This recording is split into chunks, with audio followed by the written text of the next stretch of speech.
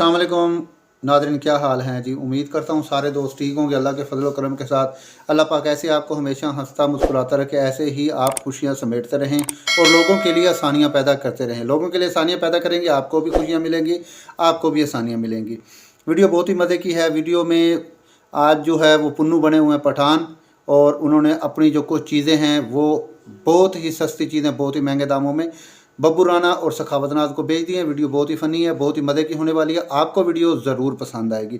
अगर आपने अभी तक हमारे चैनल को सब्सक्राइब नहीं किया तो यार कर दो सब्सक्राइब। कब करोगे आप?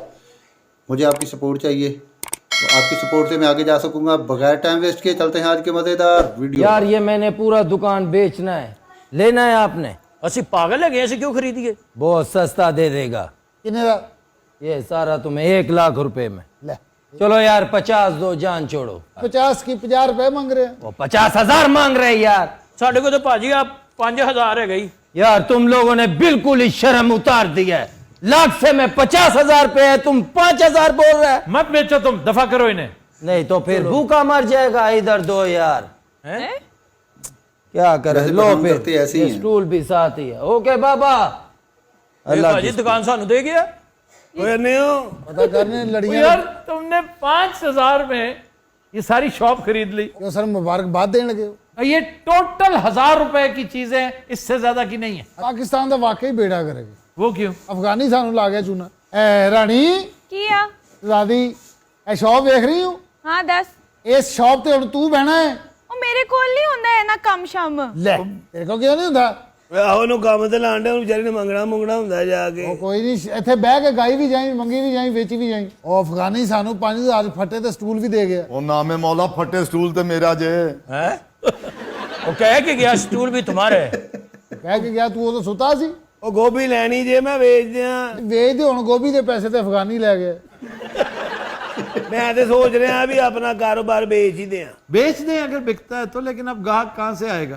ਦੇਖੋ ਅਫਤਾਬ ਸਾਹਿਬ 30,000 ਦਾ ਸਮਾਨ ਪਿਆ ਹੈ। ਉਹ ਜਾਣਦੇ ਚਾਚਾ ਕੀ ਹੈ, 2,000 ਦੀ ਸਬਜ਼ੀ ਨਹੀਂ ਹੈਗੀ। ਉਹ 2,000 ਦੀ ਤੇ ਗੋਭੀ ਗਈ ਨਹੀਂ ਦੇ।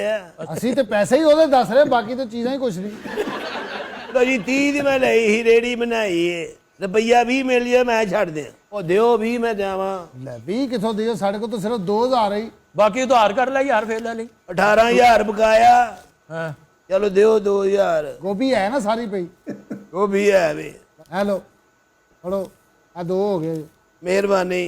यार ये 20,000 में बेच के जा रहे हो ये सारा कुछ? ਉਹ ਜੀ 20,000 ਚ ਵੀ ਫਾਇਦਾ ਹੀ ਹੈ ਇਹਨਾਂ ਦਾ। 20,000 च अजकल आंदा की आफ्ताब साहब? ओए पागल क्या पुत्रो, तुमने 20,000 खर्च कर दिया। ਭਾਈ 18 ਦਾ ਕ੍ਰੈਡਿਟ ਵੀ ਤੇ ਲਿਆ ਨਾ। ਅੱਜ ਕੱਲ ਕੌਣ ਇਤਬਾਰ ਕਰਦਾ? और साडा एतबार पता उन्हें क्यों कीता? क्यों?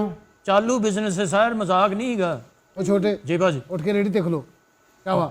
सही है बिजनेस ते अपने- सिर ते होना अपने- चाहिए बंदे नु कि उरे परे किते जान तो ਸੱਜੇ ਹੋ ਸੱਜੇ, ਇੱਥੋਂ ਹੋਰ ਸਜਾਓ। आ गए। ਇਹ ਸੱਜੇ ਹੋ, ਹੁਣ ਸਿੱਧਾ ਹੋ। टमाटर रे है, टमाटर है। ਉਹ ਮਰੇ ਸ਼ਿਮਲਾ ਮਿਰਚੀ। अच्छा फिर टमाटर कितने है?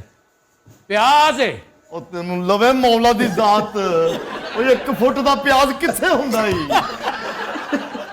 है गोभी है। चिड़ क्यों कर रही? ਇਹਨੂੰ ਲੱਗਦਾ एक खड़कन वाली गोभी पहली बार देखी। ਭਾਈ ਲੱਗਦਾ ਬਾਬਾ ਸਾਨੂੰ ਥੁੱਕ ਲਾ ਗਿਆ। ए भिंडियां ने चितरी वाली भिंडियां कितों आ गई? गोभी ਪਈ ਹੈ शोभी ਨਾ? हाँ। बस ठीक है। रानी रानी अच्छा ये गूंगी सी बोली भी होगी। रानी मैं बोल मर। गाना सुना, कोई गम गलत करिए। सुनावा आफ्ताब साहब? जी जी। ਉਹਨਾਂ ਨੂੰ ਕੀ ਪੁੱਛਣ ਦੀ ਇਨਵੈਸਟਮੈਂਟ ਸਾਡੀ ਹੁੰਦੀ, ਸਾਰਾ ਬਾਜ਼ਾਰ ਆਪਣਾ ਹੋ ਗਿਆ। गाड़ी तो एम्प्लॉई है हुण। आफ्ताब साहब मेरा दी एम्प्लॉय हो गई हैं। अगर आपने एक्सेप्ट कर लिया है तो आप होगी हैं, आप बैठ गई हैं कुर्सी पे, आप होगी हैं। अच्छा है, मांगने से ये बेहतर है। रानी तू कभी नहीं सुनया?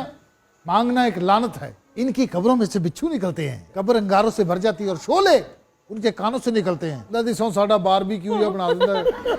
उस तो बाद आप यार एक दिन मेरी कब्र च हाथी वाड़न लिया जी।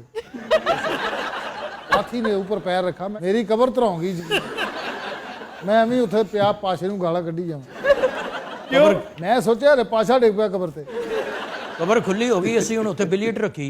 यार बहुत खबीस हो और बहुत ज्यादा बोलते हो तुम। पुरानी गाना सुनाने तो जुगतां दी आदत है साले नूं।